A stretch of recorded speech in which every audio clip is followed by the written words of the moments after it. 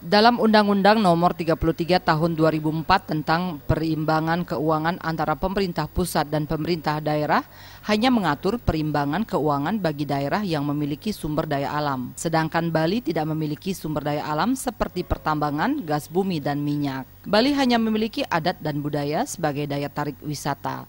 Rasanya kurang adil jika Bali sebagai penyumbang devisa terbesar di sektor pariwisata justru tidak mendapat dana perimbangan.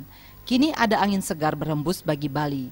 Undang-Undang Nomor 33 Tahun 2004 dan Undang-Undang Nomor 64 Tahun 1958 tentang pembentukan Provinsi Bali, NTB, dan NTT.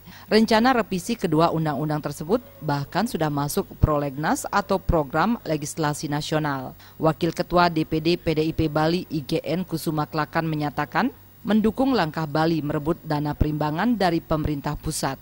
Hanya saja menurutnya, wakil rakyat di Provinsi Bali dan wakil rakyat Bali di DPR RI dan DPD RI harus bekerja sama dan bersinergi dengan provinsi lainnya yang tidak mendapat dana perimbangan, sehingga perjuangan merebut dana perimbangan menjadi lebih maksimal. Kemudian DPR RI membangun solidaritas dengan provinsi yang lain. Kalau sendiri-sendiri, nanti parsial-parsial, itu nanti akan sangat tidak optimal di dalam memproses dalam bentuk undang-undang.